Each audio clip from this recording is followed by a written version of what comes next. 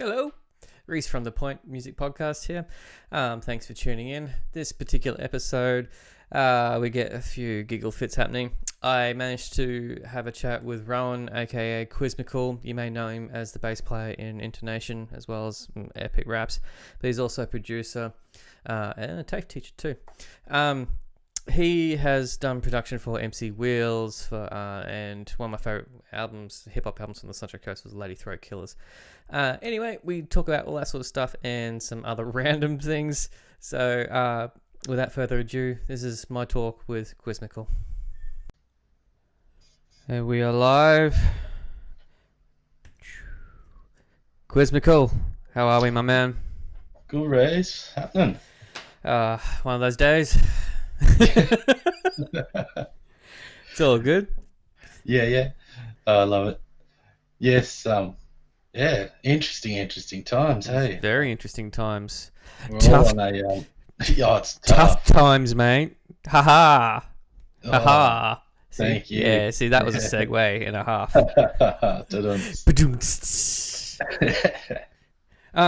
Nice work on the single, dude.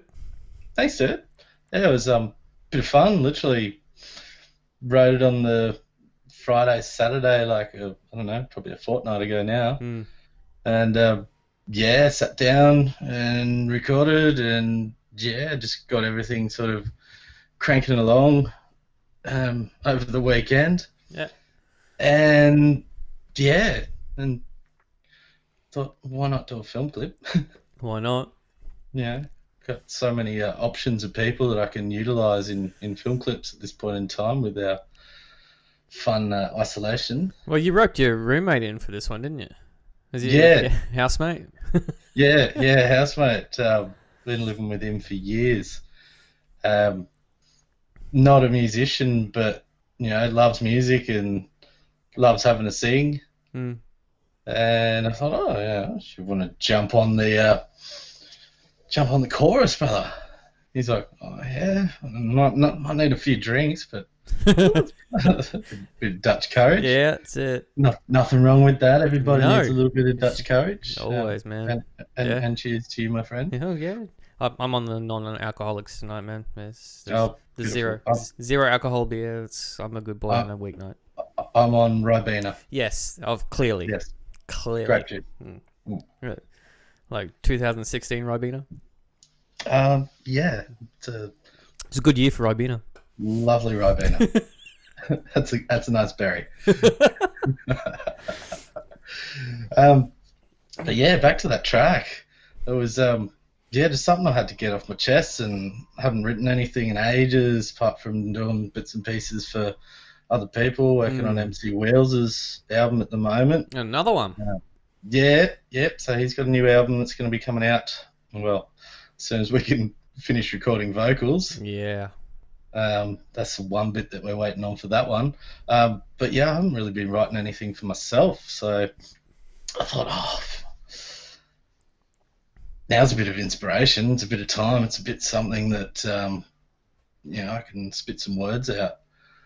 And had that beat sitting there. It's actually was written for Wheels, and he's like, nah. Yeah, just yoink, I'll take that. Thanks, he's mate. like, cool track, but I'm not feeling it for what I want to rap about. That's cool, man. I'll just flicked it off to the side, and I was like, well, perfect. And knocked that out. Got Triz to do the chorus vocals, and then I was like, yeah, it's cool. Send it around to a couple of people, have a little listen. Like, I could do with some scratching on there. Yeah, man, the style of it's pretty cool. Yeah, so I sent it down to my man, DJ Mofo, down in Brisbane. Absolute champion. Mofo Beats. Yep. This is what he goes under. But yeah, I've known him for almost as long as I've known Triz, so it's a pretty cool collab to do between three mates that have sort of known each other through different paths for plenty of years. And I thought it came out all right. Yeah. For what I had to work with. Man, you churn it out them. It's pretty surprising. Like, you see bands that they've got to spend 2 years writing an album, and you just churn out a song in the weekend. Yeah, basically, yeah. A song and a film clip in 7 days. Uh, Amazing, but amazing what you so can do when you don't have to rely on too many other people, isn't it? yeah. Yeah. Oh no, mate. Oh, but don't we know about Oh, that? not bitching. Not bitching. It's just it just adds to the No, it but adds that's to that. the workload. That's all it is. It's just Yeah, yeah, and just having to rely on, one person, two other people, but one was here locked down, and well, actually, he still goes to work quite comfortably, and I'm still teaching. I'm learning how to teach online, which is fun. because you're using Zoom for that sort of stuff, yeah. Using Zoom and also about to start using Adobe Connect. Ah, okay. They've got their free online rooms, which look pretty cool. I think they might be a really good one to maybe transition over to. Yeah. Is it Um, similar sort of concept? yeah, pretty similar. I think you've got a bit more control than you do in the free version of Zoom, Mm. straight up. Unless you're paying for the pro version of Zoom and you can Yeah. do everything bells and whistles and have control over everything. Um, like you can still take control of other people's computers with Zoom. Oh, really? Yeah, you can do full remote desktop. Wow. See, I haven't explored it. Um, I haven't had the that time to do it. Yeah, I've had to teach myself other things, and Zoom was sort of like on the last of my freaking worries. it was on the last of my worries at the time when I found out about it too. Um, and yeah, I managed to get students on there, and the week before we actually had to go online, I preempted a little bit, and yeah, I just thought, yeah. So can you Thinking. because you for those that don't know, because you do audio sort of teaching, right? Still for TAFE, is that right? You're still doing production, that sort of stuff too, or is it more? I'm teaching screen and media stuff there now. Oh, right. Yeah, so I moved into more the film stuff. Is Um, that working with so- Coombsy? yeah, Yeah, I've known Adrian Coombs for since I was like 10, oh, I love it. so it's a very long time. Yeah, Yeah, that's funny. uh, That's cool. that's cool. Yeah, I'll tell him. He said hello, because I sort of chat with him almost every other day, Yeah. especially now we're doing this online thing together. So yeah, no, I was teaching sound production and music out at the TAFE. Mm.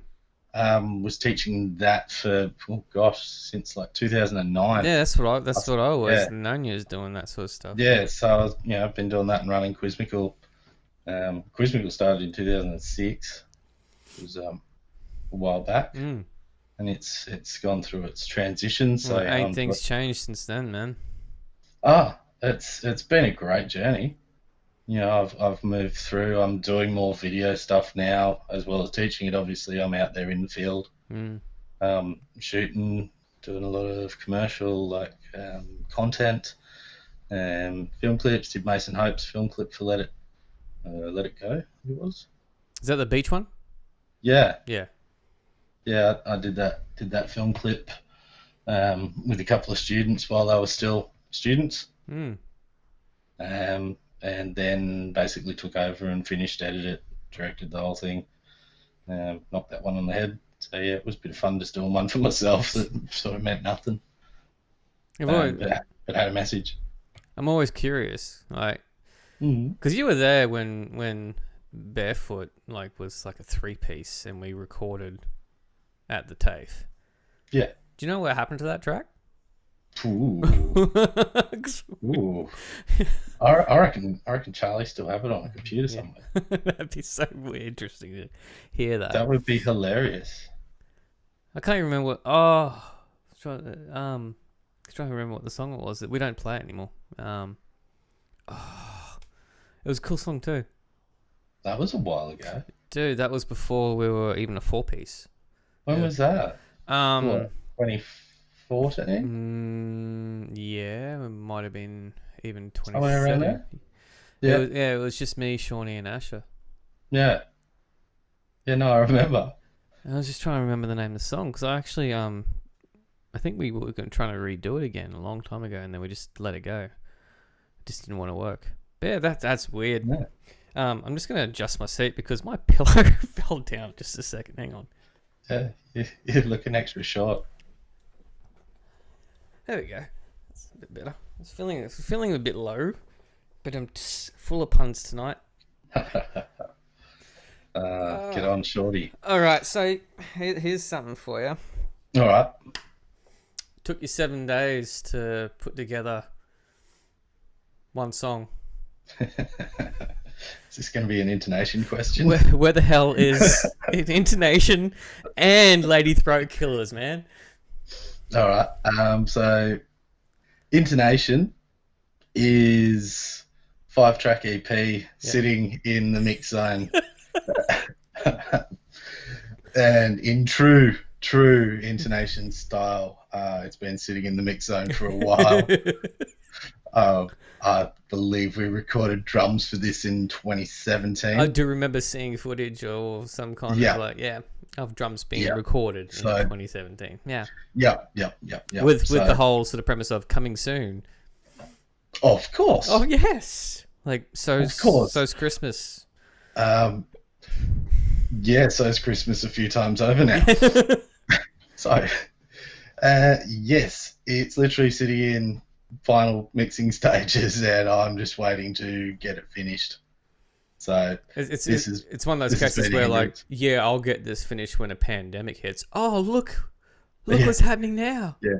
And it was so convenient. Like I'd literally done a vocal session with Wheels the fortnight before it happened. We're like, all right. Yeah, that would be a bit tricky too.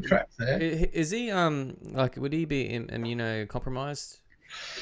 He's not too bad, but he's been safe and he's keeping good. Shane, I don't know if you've met Crooked before. He does cuts for Wheels. Yep. Shane Crozier. Yep. So he's a carer for Wheels. Okay. Or one of. So he's with him a couple of days a week, and they've just been doing some cooking shows while they've been both sitting at home. So yes, probably you can find it on Wheels' personal page. That's Bellissimo cooking with Bobby and Benny Baby. So that's the one way of actually adapting. Go do a freaking cooking show. I like that. That's cool. Yeah, so they've done 2 episodes and wow. Will they do beats and rhymes over the cooking as well? No, I've sort of suggested a couple of changes. Why not? That's an opportunity there. Wasted. They'd have to write some rhymes about the actual food. Freestyle that shit. Seriously. Yeah. Freestyle those chocolate brownies. Shane was doing sound for Brains Trust and that sort of stuff, wasn't he? Yeah. He was my student at TAFE. Cool. 2012. Yeah. Lovely dude. I remember I was shocked to see him actually at a Dead Letter Circus gig. Oh, him and Liquor are good mates. Oh, all right. There you go. Yeah. That's come through the Doof circles. Yeah. Okay. Yeah, because Liquor's gone into his little. Liquor's he's into his psytrance. Yeah. Oh yes. I've heard his stuff too. Pretty epic. Not my kind of thing, but yeah, no, not my kind of thing. Speaking about pretty epic though, Rowie's new album. You dig that? You like it? Were you surprised? Well, I've sort of watched him putting little bits and pieces out for ages, and just snippets of playing with this, working on that. Yeah. And I'm sort of going, that's pretty cool. So I was, like I said to him, I was waiting for full Dugga. Oh yeah, look, as long as it wasn't going to be straight up. Yeah, and it wasn't, man. And I was completely shocked and surprised, and I dug the album. He's done a great job at that. Yeah, no, I'm going to go listen to the whole lot of it, but I've heard bits of it. I'm just going. And transitions between it's really nice, really well done. Yeah, and just all the soundscapes, like when I was listening to it through headphones and all the panning and stuff he's done on there. Which leads me to the next question. So, given that you're a producer and whatnot, Yeah. is it surprising to see how many people are actually teaching themselves how to do this shit now? Like, particularly now? No, it's been something that's been accessible to people for a while. Like when I first got into electronic music production and stuff, that was, God, it would have been like 96. Mm. And there was, some really average little programs around. It's Like, just Pro Tools being in its infancy, really, then, wasn't it? yeah, Cubase was called something else. Wasn't it Cakewalk or something? Cakewalk was another one, which Yeah. turned into SoundForge. Right. But yeah, like Cakewalk was there. It was a MIDI designer. That's literally what that was for. It was for just putting MIDI notes together. Wow. And playing really bad MIDI music back. And yeah, so I got into that through a friend of mine who's electronic, sort of boom bappy electronic house music down in Brisbane. And yeah, it was just interesting times. We'd go skateboarding and go back, chill out, and start making some tunes. And I was going, okay, playing with Rubber Ducky, which was like this weird quacky synth, and it didn't do much more than just have a couple of filters and noises on it, and quacked away. That and Propellerhead's really, really early Rebirth. So Rebirth was a emulation of a couple of Roland TB303s and a 808 in there. And yeah, we used to make tracks on that. Are you surprised how long the legacy of the 808? Are you surprised how it's still here? It's still used? It's still here. It had that massive resurgence because of hip hop music. Yeah. And basically, the story behind it is before that it sat in sheds not being sold because they brought out this drum machine and nobody used it because they were all bands and that was it. And I was going, oh yeah, we can't use that. And there was the odd sort of, synth pop band that were using them in the background with live drums and, their Simmons, pads and all those bits and pieces. They sat, dormant for years until, late 80s hip hop sort of flourished. They went, ooh, what are these? Someone bought one, they just went huge. Just like the 909 is in the dance culture. Yeah, particularly when the danger of being caught out for sampling and being, restricted or charged with copyright infringement, that sort of stuff. You would have seen because people couldn't sample beats as easily. Yeah, not as easily. There were a lot of restrictions there on that copyright side of it. As long as you weren't using something that was like blatantly obvious, like freaking Vanilla Ice did. But he only pitched that up like by half a note or something like that, didn't he? He put a dun in front of it. Oh yeah, and that was it. Because originally it just went dun dun dun dun dun dun, but he made it go dun dun dun dun dun dun dun. Dun, dun, dun, dun. I was like, oh yeah, he really changed that. Yeah, it's unrecognizable. I wouldn't have figured out it was a Queen bass line at all. No, that was a pretty epic lawsuit. Yeah. Yeah, 100% of what you've heard. That song was a hit. Yeah. But yeah, I love all that stuff. I've never been a huge sampler myself. I have an MPC and I love playing with those things and I love bashing out beats and doing whatnot. You've probably seen background. I've got. Well, we'll get to your toys in a minute, man. I reckon you can give us a bit of a guided tour, a little bit of some of the toys, but yeah, so the whole evil hobby. Yeah, I like this whole idea, like people creating beats and that sort of stuff. But I still think that there is a place for sampling. I actually like the idea of the familiarity of sampling, and it's definitely. Seeing what people flip and take something and like one of the most famous was it? I watched that documentary on one of the world's famous beat that was used in hip hop and mainly adapted into drum and bass and jungle in the mid to late 90s. I can't remember the name of the damn beat, but but no, I know it was the most famous breakbeat that what everyone's used, and the history behind that and how that came about, and the dude never saw any royalties from it. No. Well, it's because it wasn't a memorable part of the song, which is where they're getting around those bits with sampling, copyright wise. Like if it's not a noticeable hook, if it's not that exact guitar line or that bass line that makes that's that beat. Song. Yeah, it's just a beat. It's just a drum beat in that sense. So because even the Prodigy used it, I believe, in their early days, like when they were still like the rave culture sort of kids.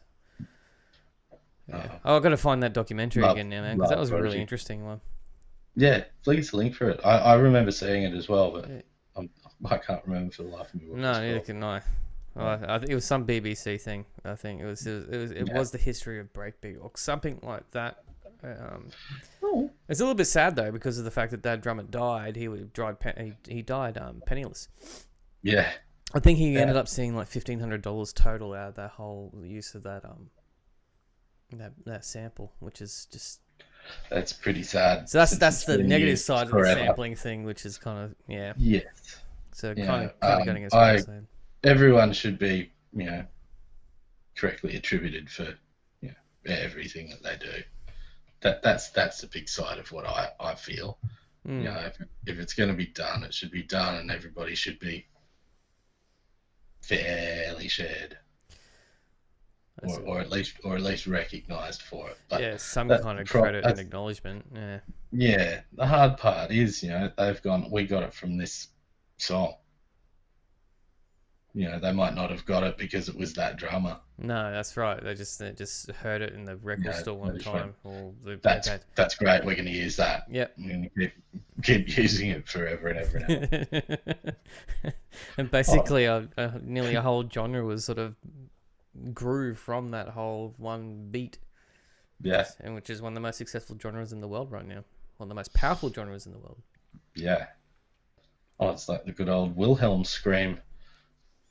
What's that one? The scream that's used in absolutely every horror film. Yeah. That shrieking female scream. Yeah.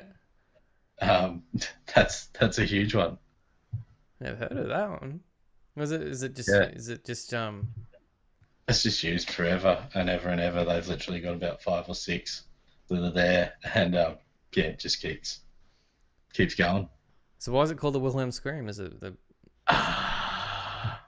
on the top of my head, I can't tell you exactly. Yeah. Believe it was the lady who did the scream. Okay. Yeah. Google that shit. Yeah, Google that. That shit. Wilhelm Scream. I'm pretty sure there's actually a metal band called Wilhelm Scream. I think they were hardcore or a metalcore band, something like that. I do remember. That's why it was familiar, but I wasn't sure as to what the hell it was all about. Mate, speaking of weird heavy bands, we've played in a few. Yeah. Hey? Well, I haven't been heavy. I think. Oh, no, I've never been heavy either, but sort of that rock side of it. Yeah, well, we all had our new metal phase, man. Or weird punk. Yeah, never went into punk. Oh, I did. I played in this band, Einsteins Love.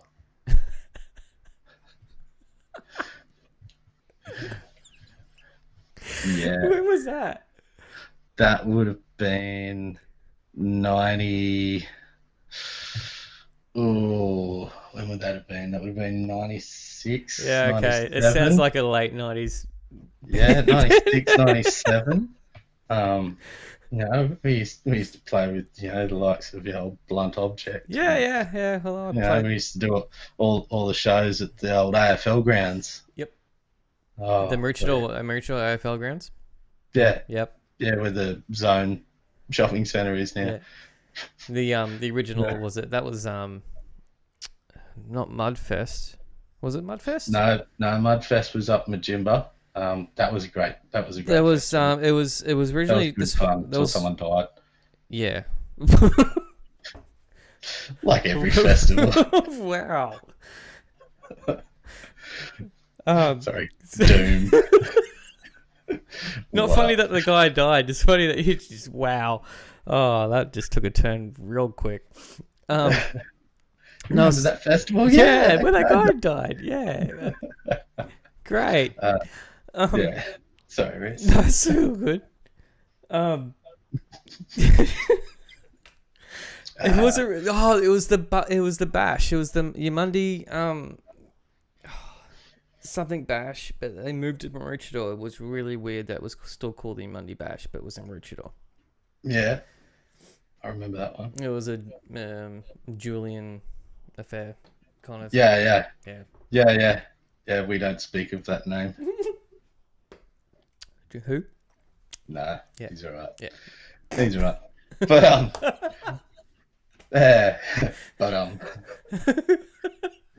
God, I love Still those owes me words $50 that from we- 1999. Oh, let's not talk about money. Let's not talk about money. Oh wow. Or offerings of recording studio Yeah, let's time. go back to weird band names from the late 90s. All right. Celibate Rifles. That wasn't a weird band name. What? A rifle that is celibate? I never really it just never struck me as being like weird. I don't know. Never thought of it like that. No, never thought of it like that. I mean, like the band you were in '97. So would you have still been like Einstein's Love? Or was that still around in '98? Ooh, no, I think we kind of just split. I think I was playing with Evergreen for a bit then. I remember Evergreen. Yeah. So I remember that. So we're getting Jared Schumacher and Ryan Smith on bass, and then trying to remember. But what Corey were you playing on then? guitar. I ended up becoming the frontman and rhythm guitarist. Because I think his name was Asher. He left the band. He was like this god almighty Axl Rose style. You remember him? Like had the long red locks. Oh, right. Okay. But yeah, I played with them for a little while. Did a tour down Gold Coast, and that was fun. Just going from being a vocalist, bass player in a weird punk band, like a three-piece, into this sort of bit more organised rock, or moving into that new metal sort of feel. But a very early stage of moving into that. Yeah, I remember that. I remember that band. So I reckon because that was around the time of Henry Science Project when I was in that. Yeah. I swear we would have shared a bill. Man, we're like, apologies, we're doing this whole weird old guy nostalgic thing right now. We've been doing this a long time, okay? Yeah. It's all right. All right. But yeah, moving on. All right, tell me through some of the toys, because in the background you got something that's just got blinking lights and whatnot. Blinking lights. Yeah. I think I can lift you up a little bit. I'm not sure. I'll bring the footage over that way a little bit. So it looks like something like something from the 1960s sci-fi movie where they're trying to connect to the rocket that's out there going. Yeah, basically. Yeah. So yeah, modular synthesizer. Oh, okay, that sounds fun. Yeah, so it does lots of great Bloops and bloopy. bloops. Yay! I like bloops and bloops. Lots of cool stuff. I don't know. Does this come through on your end? Well, I can see your a rack and a water bottle. Can you hear this? Yeah. Oh, hang on. No. Hang on. Modern technology doesn't really sort of connect with 60s technology. No. Fail. Anyway, I can hear it. It sounds really cool. Just pretend and just go bloop bloop bloop bloop bloop bloop. It's going. So what else have I got? MPC Live. RC 505 looper. Ooh. Blofeld synthesizer. So what does the Blofeld do? Blofeld's a it's like pulse wave slash waveform synthesizer. Okay. So really nice pads and cinematic stuff, and some pretty fat bass, and yeah, Cool. yeah, it's nice. And what else we got? Can you see that? Dave Yeah. Smith. Yeah, it's the DSI Mofo keys. So it's really, really nice monophonic bass lines and lead breaks and all those bits and pieces. And then up above it, oh, let's see, how good's my lead? Trying to stay plugged in.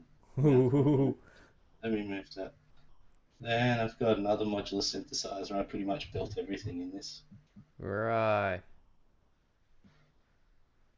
So yeah, I like toys. Yeah. And then I don't know, do some fun bits. Yeah, nice speakers. What monitors are you using? Dyna Audios. They're the B6As. So mine are actually passive. So I need the odd power amplifier to work with them. But yeah, Dyna Audio B6As. The other ones they brought out were the BM6As, which are the actual powered ones. Mine are just BM6s. Impressive, man. They're really nice. They're just really true, clean speakers. And that's always been something I'm after when I listening back to tracks. Is something that's not going to be too coloured and too over the top. So that's my main concern, because I'm still yet to get. I still do a lot of my mixing just using headphones. One, because of where I live. Yeah, same. And I hear conflicting reports. A lot of people, like a lot of producers, say don't rely on headphone mix, or try use an open back headphone, so it's sort of like not all enclosed in, so you got some natural sound coming through. Because the monitors I have here are just basically the Logitech computer monitors, which is actually kind of a cool thing, because then I know how something is going to sound. If it sounds like pure shit, it's going to sound like pure shit through these speakers. So yeah, most definitely. So that's the beauty of it, and that's why with these Dyna Audios that I've got, very similar in that sense. These are like old school hi-fi speakers. They're essentially, just a speaker, like, your woofer and a 1-inch tweeter, but not powered. So there's no active circuitry in there. There's nothing crazy going on apart from the internal little crossover that's saying these frequencies down here and those frequencies up there. So these are really, really true in that sense. And I love listening through really crappy speakers and your home stereo if you've got some bigger boomier speakers. Yep. And in the car. Well, I reckon the new test now, it should be the actual test, would be the phone test. If your song sounds like shit through your phone, then you've got to really dial it up. Yeah, that's one thing I didn't really care too much about with Tough Times when I did that. I had to listen back on the phone, just on the speaker itself. I'm like, nah. that bass is not forgiving for you. But plug headphones in, it sounds beautiful. Yeah. So I was going, nah. I'm not sacrificing that bottom end. No, not when it comes to that sort of music, man. It's like, nah, and not on that last minute whim when I heard it through the phone. I'm like, nah, I can't be bothered fixing that. So how would you fix that though? If, you just have to boost a couple of frequencies or pull something down a little bit and put a bit more mid into it. It's doing a fair bit of a low frequency roll off. Yeah.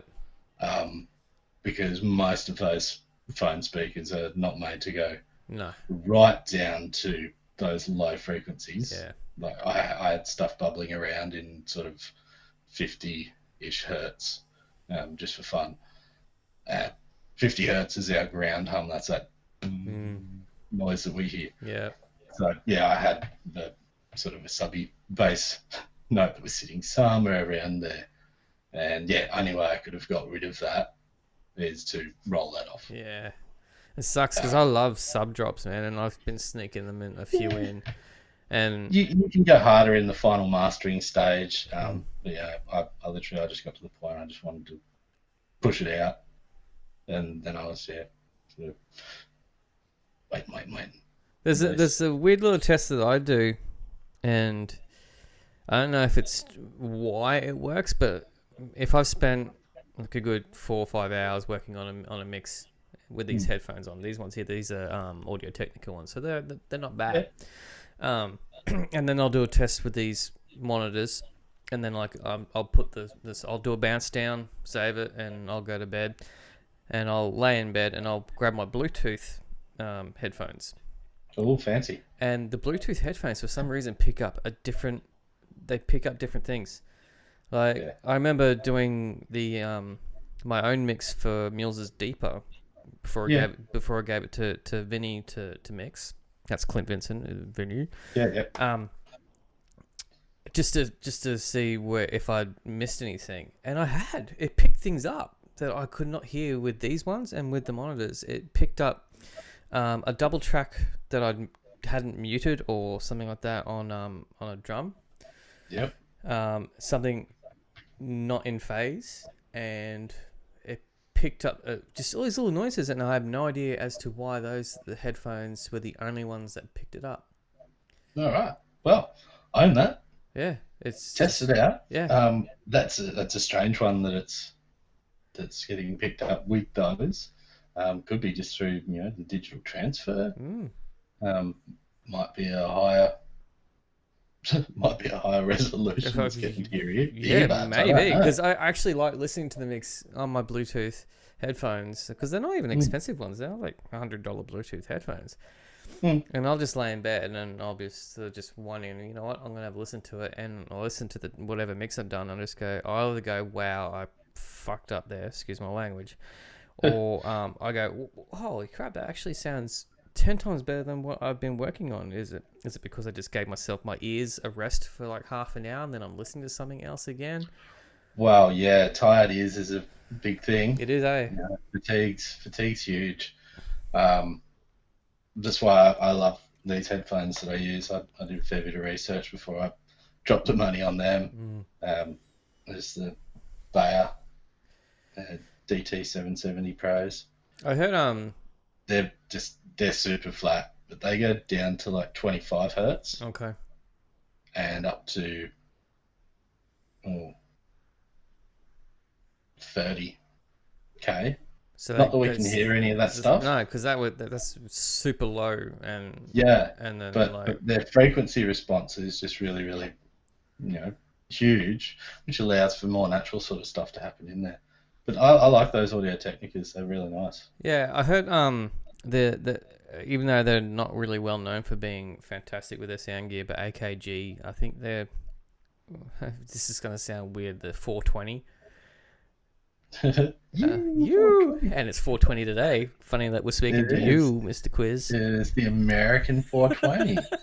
Yeah. Blaze it. So the AKGs, they make some amazing headphones. Well, these are open back, so they make some amazing headphones. So they're supposed to be good to listen to the mix. Like, you work on your mix with the closed back ones, the super noise isolating, all that sort of stuff, just to work on stuff, and so you can hear certain frequencies, and then test it out again on the open backs. Yeah. Oh, look, mixing with open backs, which is my next set that I'm going to go purchase, because I do most of my mixing in headphones, but then I test everything else on the monitors afterwards. Yeah. But I also have the luxury of going down and testing out at the Vault Studio as well. So, which is where I do most of my, live tracking out of anyway. The open backs are such a clearer thing to listen to. A bit more forgiving on the ears. But they're no good for tracking vocals with. I heard that. Yeah. Well, they bleed. Yeah. They bleed. So you will, if somebody's sitting behind you, they'll be listening to your music. Yeah. Yeah. But the closed backs, you have to have them for tracking vocals. Unless you want to hear the music doubled up in there. No, and it'll bleed through into the condenser mic anyway, won't it? Oh yeah. Yeah. Which does half the time anyway, when people need their backing track up, ranked, so they can sing into it. It's always there in the vocals. You, Just you, adds you another listen through the layer. quiet bits and you're like, there's the song. I can hear you. It's funny how much your ears get trained to hear little nuances. Like, I listen to songs now, and there's certain things in the background, like that left, particularly older songs where they've left it on the tape. Mm-hmm. So, and you can hear like things that I don't know if they were intentionally left there or they just missed it in post or what. But or it was too much effort. yeah, to remove it. Yeah, it's just like it's like a little mumble into the mic or something like that, or something's winding down and you can hear someone do like a slight cough or something like that. And I actually love that shit because we very rarely get that sort of stuff anymore. No, because engineers are getting in there and producers are going, right, let's clean this right. Clean it right out. Yeah. Clean it up. I'm a big fan. I like to leave, all the breaths and things like that in there. The only time you don't want breath in there is if you've got a double track or you've got one straight down the center of your main vocals and then one on the left and one on the right, and having 3 different breathing points happening can sound a little bit weird and wacky. So that's a handy tip when you're doing multiple layers of the same vocal track. Yeah, watch where the breathing spot is. Yeah, same with harmonies. Most harmonies, you just want the harmony to happen when it happens, and forget about the other noise. Yeah. Never even considered the breath thing. Nobody ever considers the breath. No one ever considers the breath thing. No one suspected the breath thing. Yeah. Leave the breaths out. Dude, we've been doing this for 40 minutes, man. Nice one. Went real quick, hey? I will, as I do with everyone else, I'll link your new track in the description below. Sure. Tough Times is out now. We premiered it on The Point, was it last Monday? I believe, yeah. Yeah, it's been a week out now. Yeah, so I'll link to the video and the actual single, which is on Bandcamp. Yeah, and it's there. There are other little EPs there on Bandcamp as well. Sick one, man. Hurry up and bring out that Intonation album and the Lady Throat Killers, man. Yeah, well, good luck on the Lady Throat Killers. Is probably at the back of our minds. Dude, Beer on a Cactus Trip. Come on. I know. That was a dope track. And I'm not a huge hip-hop head, man, but I freaking love that song. That was cool as. Thanks, dude. Yeah, no, oh God, that's a while back now. Yeah, I've still got the CD somewhere. I think pretty sure I gave it to my dad, and he loved it. Yeah, nice. Yeah. I think when we first recorded Beer on a Cactus Trip would have been like 2007. Yeah. Yeah. And then it didn't get onto the album until whatever 2000, yeah. 11, 12. I think it was closer to 11, man. Yeah. Yeah. Yeah, it probably was actually. Wow. Yeah. But I've got beats and I'm looking at doing a bit of stuff, so I've got a few little things that have been sitting in the backlog that I'm gonna release. They just need to polish and giddy up. I'm gonna drop some more stuff in the next couple of weeks. No excuse. No excuse. No. I'll do it while I'm teaching these kids online. Yeah, man. Show them how it's done. Here's a video for you to watch. I'm gonna bash some beats. Instructional. Watch how I do it. All right. Yeah, you take notes. I'm gonna be busy. I like my face-to-face chats with my students. It always makes a bit more sense. Hello to the TAFE students. Yeah. Thanks, man. I'll catch up with you. Stay on the line, man, and I'll have a chat to you afterwards. All right. Hey, thanks for watching. Hope you enjoyed that podcast. More to come, as I have said previously. If you like this one, we've got more to check out. Please, if you haven't subscribed to this channel, please do press the subscribe button down below and ring the bell. Thanks for tuning in.